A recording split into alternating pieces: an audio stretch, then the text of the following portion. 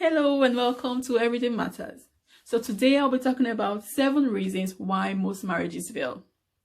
Now I know that there's loads of reasons why a marriage can fail, but I'll just be picking out 7 of them. And if you do have any suggestions, any questions, please leave them at the comment section and I'll be more than happy to look into them for you.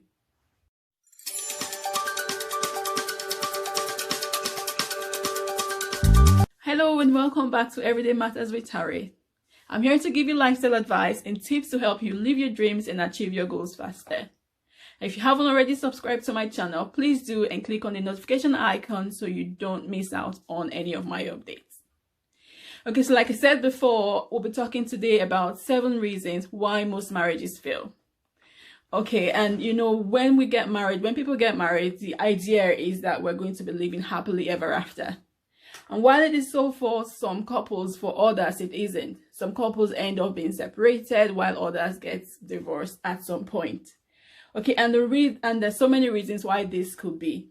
Okay, so the first reason that I'm going to be talking about today is getting married on the wrong foundation. Now we know that the foundation of a house is what holds the house together. So if the foundation is faulty, if it wasn't done properly, then at some point that building or that house would collapse. Okay, so it is the same with marriages. So if your marriage is not built on the right foundation, at some point that marriage would collapse. So talking about wrong foundation, we'll be getting married for the wrong reason. Another reason why most marriages will fail, one of the biggest reasons according to research is intimacy reasons, so reasons to do with intimacy. Okay, so we know that one of the blessings of marriage is so that you can enjoy sex with your partner, with your husband, with your wife freely. You have a certificate to do it. But the truth of the matter is that some people deprive their spouse from sexual intercourse for one reason or the other. Some people do it because they're angry with their spouse. They do it to pay them back for what they've done wrong. Some people do it because they want to be in control. Some people have sex with their partner because they want something. So they would only have sex with their partner when they want to get something from them or as a reward for something that has been given to them. Okay, so if you do this, what you're doing is you are trying to build a wall in your marriage that it's not good for you. Okay, at some point that wall will break down the marriage. So when you get married to someone, what you are saying to them is, my body is yours and your body is mine. So it would be unfair. It would be bad really if you now start depriving your partner, your husband or your wife from that body which you have said it is his or it is hers. Okay, so you want to be able to have that intimacy with each other because it is it is a bond that holds you together. Sometimes when you deprive someone or when you deprive your partner of sexual intercourse, what happens is they begin to build resentment for you. You begin to build resentment. You feel rejected. And once you're rejected, you try. Once you're rejected, the second time you're rejected, you build a wall and say, you know what, that's it. I'm not going to her anymore. I'm not going to him anymore because I know that he's going to reject me or she's going to reject me anyway. So that intimacy part of the relationship dies. And what else have you got? If you haven't got intimacy in your relationship, what else have you got? So that's a very important thing that holds couples together. So you want to be intimate with your partner. Sometimes you see some partners just angry with their wife or with their husband because they are not being fulfilled sexually. Okay, and sometimes as well, there's some couples that have higher drive than the other. So say for instance, the man has a higher drive or higher sexual appetite than the other person. Okay, it becomes really hard because one person wants it too much and the other person wants it less. So what do you do in that case? So what you do is try to meet somewhere at the middle so that both of you do not feel cheated. Okay, so it is very important. It is important because it causes resentment, it causes strife, it causes irritability in marriages if people are not sexually satisfied. Another reason why most marriages will fail is due to lack of or not enough communication. We all know that our words are powerful. It is important because it helps marriages, it helps couples to bond with each other. It is a means whereby we express our feelings, our thoughts, our emotions, what we want to do, what we like or what we do not like. So if we're not able to communicate with each other, then all those things will be kept inside of us. A lot of things will be brushed under the carpet and at some point it will explode. Okay, when you're not able to communicate with your partner in your marriage, you feel like you are on your own. Whatever thoughts you have, you keep it to yourself. Okay, and you do not feel listened to. So it is important, just like you have electricity. you need that the switch to power it on. That's what communication is to marriage. Okay, or say for instance, you have a generator, you need the fuel to go into the generator so it can work. In order for your marriage to be successful, in order for you to have a successful marriage, you need to have open and honest communication with each other. Okay, say if your husband or your wife does something to you that you're not happy with, you need to be able to come out and say, look, what you've done, I don't like it. Can you stop doing this? Can you start doing this? Okay, this is what I would like you to do. Can you do it? Okay, it is really important. When my husband and I are arguing, or if we have a misunderstanding and it comes to say, okay, I'm sorry, but can you tell me how that makes you feel? And I'm like, okay, and I start asking myself the same question, and I start thinking within and say, okay, this is how I feel. Okay, why did you feel that way? Why do you think you feel that way? And I start thinking, so it's an open and honest communication that helps you get to the root of a problem, and then you can solve it. But if that does not happen, what happens is you begin to resent your husband, you begin to resent your wife because they haven't listened to you. You feel like they haven't listened to you. So it is important that we have an open and honest relationship with our partners so that we can grow. And also about everything, about your children, about your work, about your day. It is important that you talk about these things. I know that for some men, they don't like to talk, but we as women, we love to talk. We love to communicate. So it is important that you listen, even if you don't want to talk.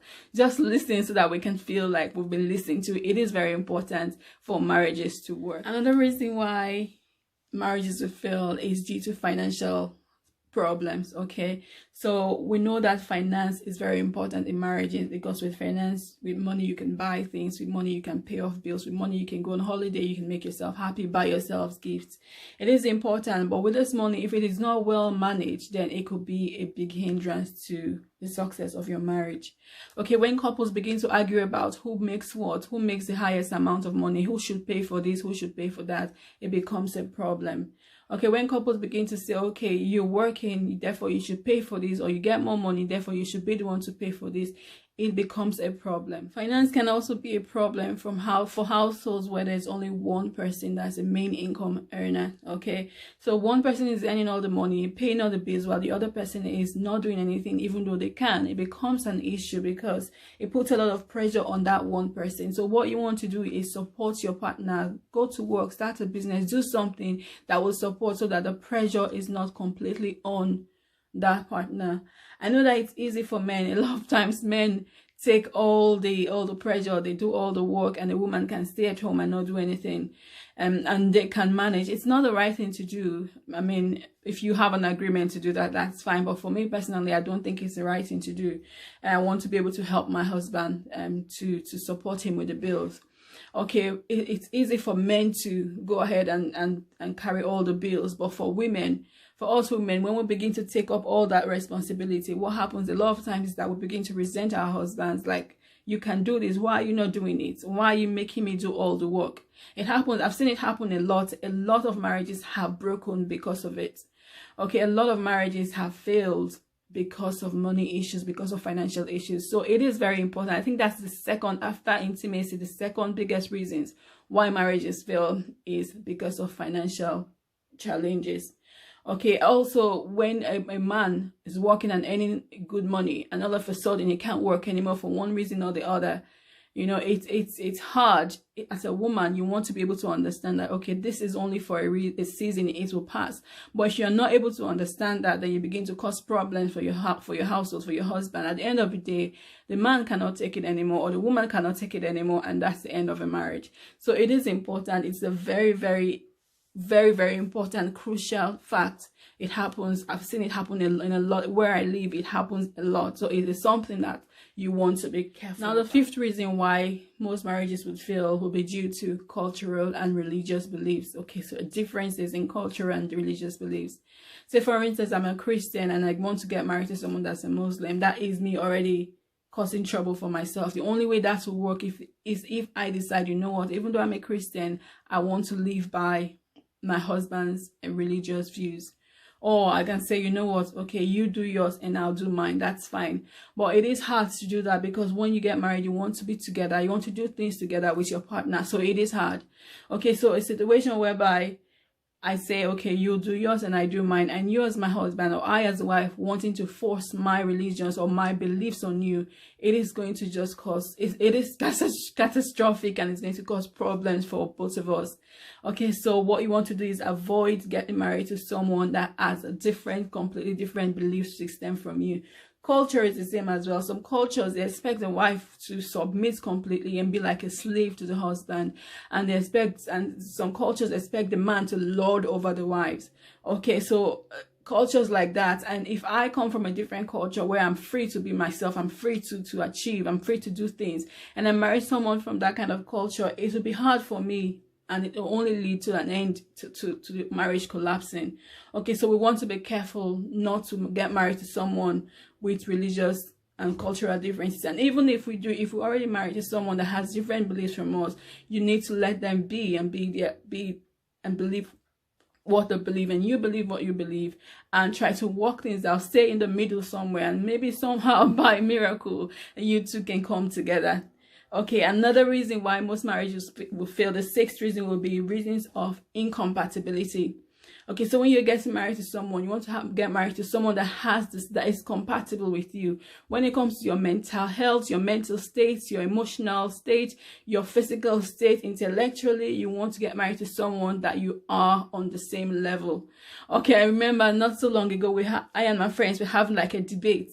And we said, okay, if you were to choose between someone that is hot, like a woman that is hot, or a guy that is handsome, a woman that is beautiful, and someone that is intelligent or brainy, what would you choose?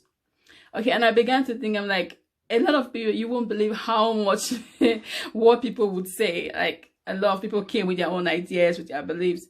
And for me, I just thought, you know what? I have to get married. If I was to choose, I'll choose someone that would be on the same level intellectually with me. And I need to get married to someone that's handsome as well anyway. But it was really difficult because some people couldn't choose. Some people could choose outright, but some people couldn't choose. Okay, so you want to get married to someone that you are compatible with, someone that you can reason with, not someone that you want to talk about issues of life with, and they want to talk about all the time, wants to talk about a game or a TV show or something. So you want to talk about things that are in the same level. You want to get married to someone that you are in the same level with. Spiritually, you want to get married to someone that you are in tune with their spirit. Okay, and emotionally, you want to get married to someone that has the same emotional vibe with you, not someone that is hard or someone, it just wouldn't work. So you want to get married to someone that you are compatible. And the final reason I'm going to talk about, which is the seventh reason, is unmet expectations. Okay, so a lot of times we get married with the expectation that it is going to be honeymoon and honeymoon forever after. But the truth of the matter is, it doesn't work that way. Okay, life happens. Life begins to take a toll on you, on your partner, and job comes, the children come, a lot of things begin to happen, and you find out that honeymoon is not there anymore. And what happens then? Okay, also, some people get married expecting that, oh, this guy has so much money, and they get married and they find out that this person doesn't actually spend money on me. Or the same goes to the woman. She has money, but she doesn't actually spend it on me. She doesn't like to release. Or this person doesn't actually have time for me. So those expectations that we had are not met. So when that happens, it becomes a problem in our marriages. Okay, so what we can do is find out, if we do not find a way to manage that situation, then ultimately it will lead to the end of a marriage. I know of people in Africa, they get married to a guy that lives in Europe or lives abroad, and they expect that, oh, it's going to be beautiful, I'm going abroad, I'm going to be happy, only for them to get here to find out that this guy lives in a one room apartment or in a studio apartment, and the guy does long shifts and all that, and their expectations are not met. The expectations are crushed. At the end of the day, they're unhappy, and what happens is that ultimately it leads to the end of a marriage. So these are just a few tips that I have to do. I know, like I said before, there are loads of reasons why people get married and people's marriages will fail. So for instance, opening a closet and leaving it all the time, or leaving things on the desk, little things like that, little things and big things could result to marriages failing. But I just thought I'll bring the 7 today so we can talk about it. If you know of any other reasons that you would like us to talk about, or any other topic you would like us to talk about, please let us know. Leave a comment in the comment section, and don't forget to like and share this video with your friends and family, and subscribe if you haven't already subscribed. Thank you so much for watching, and I will see you in my next video.